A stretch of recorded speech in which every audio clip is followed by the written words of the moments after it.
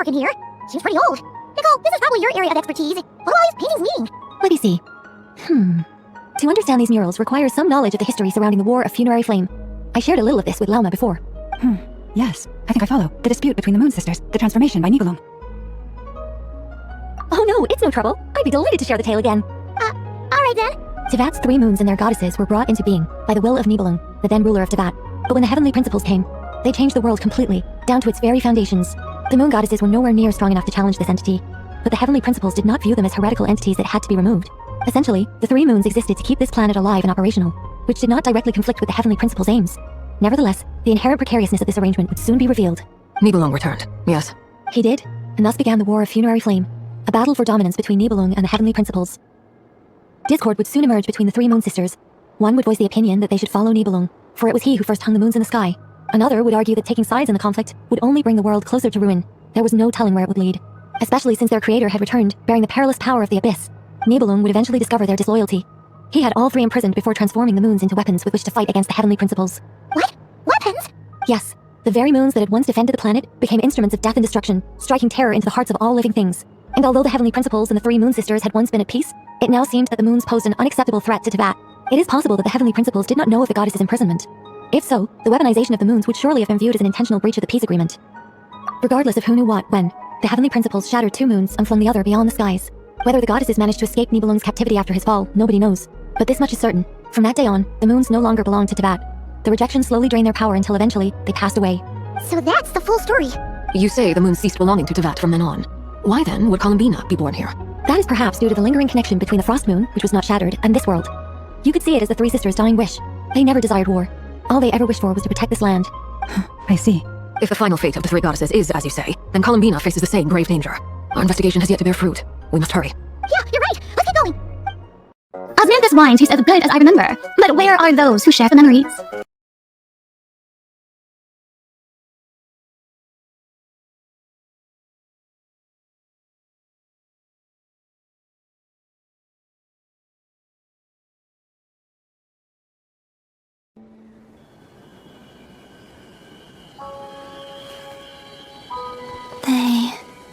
They didn't make it.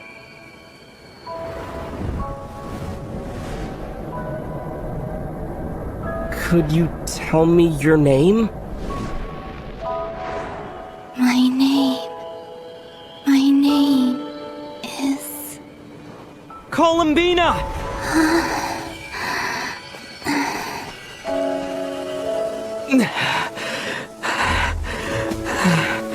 Columbina! Are you here? Columbina! That's the name you gave when we first met. And it's what I've called you ever since. Columbina. It's a fine name. I have many fond memories of Columbina, and so do all of your friends.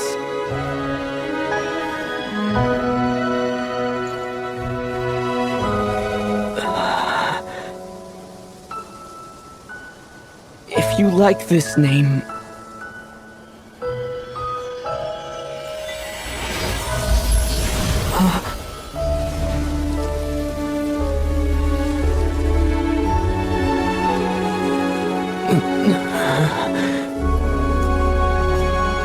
Looking for me?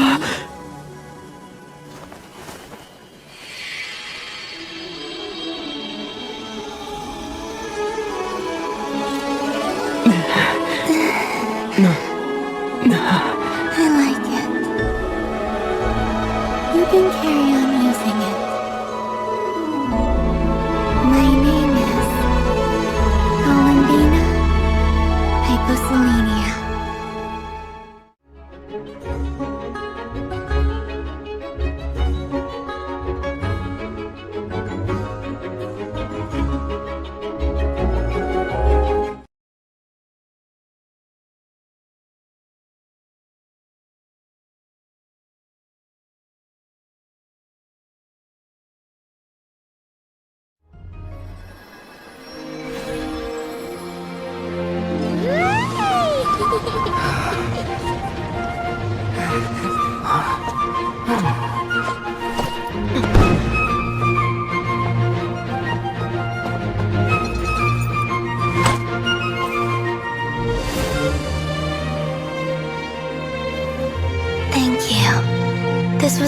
happiest night in Teyvat. Farewell, Columbina.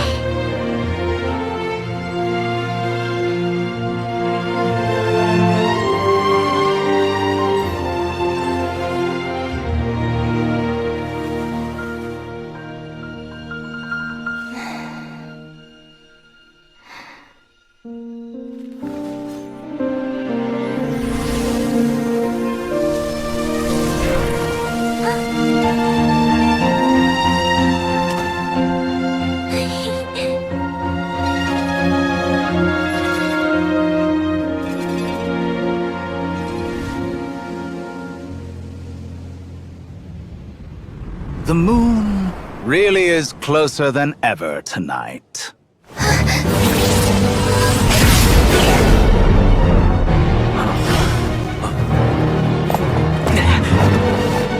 Columbina. All 3 moons in one place. Time for one final experiment. Reason, life, death, time and space.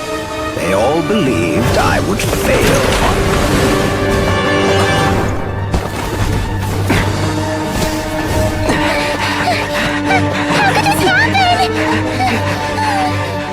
But Teyvat's primordial power never did belong to the throne of heaven. And now, they are mine.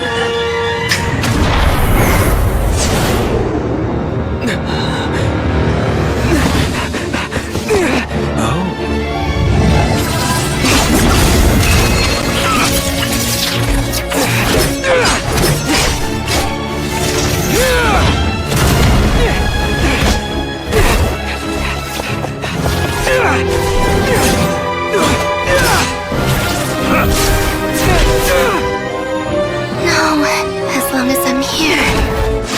The Doctor is free to wield the 3 moons' power.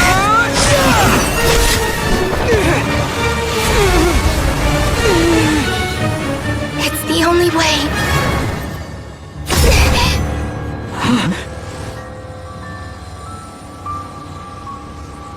I guess I won't be going home today.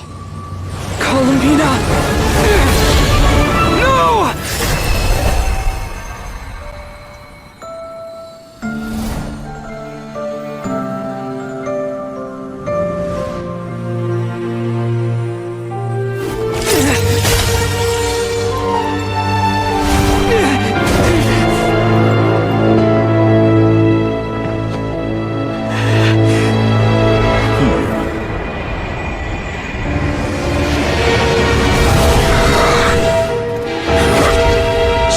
World, do not try to control me!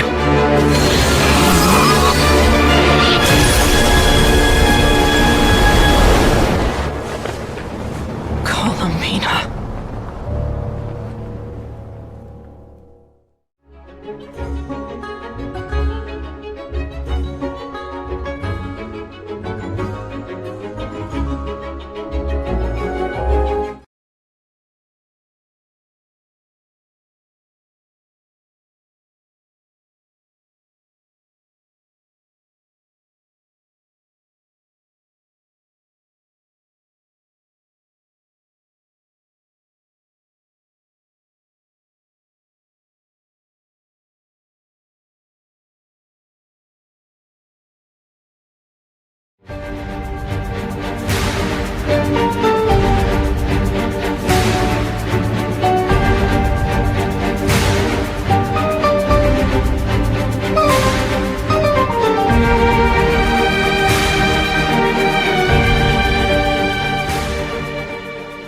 Nothing could make a great maid more pleased with herself. Wait a moment. Is it just Paimon, or is this spell kind of suspicious? It's never been here before, right? No, I don't recognize it. Alas, your free and easy adventure time is over. Now, prepare to face the final boss of Nod-Krai. Whoa! Where'd that voice come from? Not sure, but it's definitely hostile. No, not that way. The final boss is right here. The sniffer mole? That's the final boss? Surely not.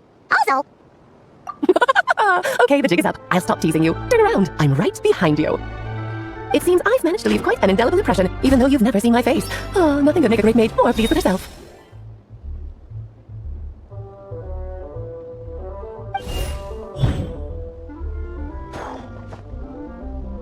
What is going on? I've heard that all the big shots in Teyvat have long, wordy titles that stun people speechless when they make their entrance. Unfortunately, none of them are affiliated with the Hexen Circle, and we ourselves keep a very low profile. The notorious name-dropping doesn't quite work for us. Still, I, for one, think I'm really quite amazing. So that didn't stop me from coming up with a title anyway. Alice! It's really you this time? Not a lantern or a Nicole, but Alice in the flesh? Oh, that's right. So, what do you think? How does it feel to finally meet me? You look like... Oh, that's the first thing you thought. A little surprising, but that actually makes me very happy. Because that means that when Cleve grows up, she'll be just as stunningly beautiful as her mother. So she's a friend of yours? Kind of. This is actually the first time we've seen her in person. I see. Madam Mage, that was, quite a powerful entrance. I certainly won't be forgetting it anytime soon. It's okay, Lama, don't force it. Paimon will do the honors. This is Alice from the Hexen Circle. She's a friend of ours. And of Marcus, too. That's right. She's a good person, just kinda unpredictable. Well, what is the human heart if not unpredictable? If we could not do as we please, how would we differ from machines? I am Lauma, Moonchanter of the Frost Moon Scions. It is a pleasure to meet you. Oh, I know. Before you got here, I spent a good 15 minutes getting up to speed on Nod-Krai's present situation. In other words, I've read the whole in the last episode part, so we can skip the pleasantries. Fair enough. Well, Miss Alice, I can already tell that you have quite a unique personality. You'll get used to it. Paimon sure is. So anyway, what are you doing in Nod-Krai, Alice? Oh, I thought I told you already. This time, I'm the final boss. And what a formidable foe I shall be. Powerful, confident, decisive, and good luck finding my weak spot. You will never succeed. Oh, drat! My one weakness, and you found it in an instant. Fate has been dealt a devastating blow. Thus falls the great Dodo King. Why are you playing along with this nonsense? For funsies, of course. What's wrong, Paimon? Are you disappointed in me? Am I a gigantic letdown? No, it's just that you seem like a busy lady. And this is the one time you've shown up in person. Paimon figured it would be for something more high stakes than just goofing around. You're quite right. I'm here in Nod-Krai because something big happened. Something big enough it caught the attention of the Hexen Circle. It concerns the 3 moons, Teyvat's borders, and of course, the moon goddess you are currently searching for. Kind of. Why don't we discuss this over a pot of tea? My main reason for coming on this trip to Teyvat was, of course, to have some fun. But I do technically have a job to do as well, namely, maintaining the stability of Teyvat's borders. I'll skip over the complicated parts, but to sum it up, abyssal energies are all that lie beyond Teyvat's border. We'd find ourselves in a real pickle if they ever made it through. And the phantoms you've been seeing are a sign that the border has been disturbed. No wonder they tend to show up around Moon Prayer Night. Is it because the real moon is now so close to us that its power can cross the border? In part, but only a negligible amount passes through. Just enough to influence the verdant crests and so on. And as you've noticed, there has been an unprecedented number of phantoms appearing this year. The influence of the moon beyond the border cannot explain this. No, there is another far greater factor at play. The trilunar syzygy. A trilunar syzygy. Eons ago, before the heavenly principles came to Teyvat, it was the then 3 moon goddesses who controlled the laws of this world. Oh, that's exactly it! The 3 goddesses split these powers amongst themselves, promising never to consolidate them into one singular body. This was meant to keep the world stable. But, fast-forwarding to the present, the eternal moon's marrow is with you, while the iridescent moon's marrow, which should never have appeared in this world, has been retrieved. Add that to the presence of a moon goddess in the flesh and... the power of all 3 moons is gathered here in Nod-Krai. There hasn't been an event like this since the War of Funerary Flame. And it's having a noticeable effect on Teyvat's borders. Because I wish to give my darling daughter a peaceful, sunny environment to grow up in. Is that a good enough reason? Kinda sounds like you're dodging the question, but it does make sense. Well, there's one reason anyway, and the most important one. The others are a little complicated to explain. For instance, cleaning up after dearest Miss R. Albedo can tell you more about that if you're curious, but right now, I have a more important question to ask you. Why are you collecting the moon marrows? I see. Nicole told me about that legend once. Nicole? You mean Miss Anne? Oh, so you remember. Yes, of course. That was the story about fate, her area of expertise. But back to the story of our dear moon goddess. I'm afraid her intended method of returning to the moon is unlikely to work anymore. What does that mean? She may be missing, but she hasn't gone anywhere. She has disappeared. Osmanthus wine tastes as good as I remember, but where are those who share the memories? After the War of Funerary Flame, the moon goddesses were no longer recognized by Teyvat. They lost the whole foundation for their existence. That's why the moon goddess's strength is fading. She cannot withstand the world's rejection of her. To be more pedantic about it, the moon goddesses did something to offend the heavenly principles, and that's why they were ousted. Something of a recurring theme in Teyvat's history. Theoretically, speaking so candidly should put me in their crosshairs too, but they can't tell me what to do. I'll say whatever I want. Anywho, the moon marrow energies were but a drop in the bucket for her, and that battle against the Ray hair of Solnari only weakened her further. Fortunately, it happened close enough to Moon Prayer Night when the Kuvaki concentration here is high. That's the only reason she managed to survive this long. What do you mean, fortunately? You said she disappeared. Where'd you wait? Oh, what a headache. I thought this was all common knowledge. I guess I have some more explaining to do. Okay, buckle up, it's time for another lecture. Now, I said earlier that the moon goddesses lost the foundation for their existence. The reason for that has to do with the natural order. Basically, the rationale for their existence in Teyvat was lost. The same logic applies to the present moon goddess too. Consider her existence so far. Her comrades in the Fatui called her Damselette. and she was worshipped as Kutar by the Frost Moon Scions. But these connections have now been severed, whether by her hand or yours. So the rationale that once sustained her existence is now gone. Wait, we did that to her? Oh, well, strictly speaking, yes. But let's not start pointing fingers, shall we? I'll only end up as a big bad villain, and that's not the kind of final boss I want to be. Of course I do. I'm only the greatest mage in the whole entire world. Now, if you wish to find your moon goddess, there are two problems we need to solve. Firstly, we'll need to strengthen the connection between her and Teyvat, at least enough to sustain her until Moon Prayer Night. Strengthen her connection. But does that mean I'll have to rally all the Frost Moon faithful behind this? I'm afraid a bygone faith and a former home won't be of any help to her now. Do you know her name? Her name? Oh, yes, names are very important things. A name is a fundamental concept that anchors one's entire existence. Then your first job is to find it. As a moon goddess, I'm sure she must have a name she identifies with.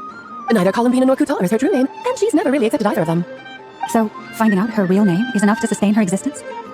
Yes, I know it sounds like a small step, but every journey begins that way. So for now, that's all we need to focus on.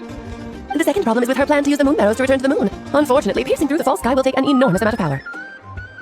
Given her current condition, she won't be able to provide anywhere near enough power, even if she recovers her physical form. But no need to fret. Nicole's the expert in this field, and I'm sure she'll figure something out. Wait, Mage Anne is going to help us out too? That means we've got two Hexen mages on the case. This is turning into a pretty big deal. Actually, this is more of a side quest for me. Like you said, I'm a busy lady, so I can't stay for too long. I'll have to return to the vet's border soon. That's the upside you get for looking out for my little Clee. Hopefully that'll incentivize you to carry on keeping her company in the future. Anyway, jokes aside, you'd better get moving. It will take quite a miracle for the moon goddess's consciousness to hold out till Moon Prayer Night. Oh, I suppose I might as well tell you where Nicole is before I leave. Off you go now. Time to meet your new friend. Oh, yes, and a little suggestion. Don't forget to mind your heads. What? I wonder how Durian's doing. I should really go see him before I head back. You really are super busy. I most certainly am. There's so many children I have to keep tabs on just in Mondstadt. Durin, Albedo, Venti, Varga. Chloe didn't make the list, huh? Of course not. Clee is my pride and joy. I have no qualms about her, because she's the best child in the whole wide world. Yeah. Chloe's a little angel. I'm glad you agree. Well, all the best. See you when I see you. She left in a hurry. Yeah, she didn't pack up her stall. Should we handle it for her? I must say, I'm now very curious about her daughter. Clee, wasn't it? What's she like? That's a long story. Come on, we'll fill you in as we go. Osmanthus wine tastes as good as I remember. But where are those who share the memories?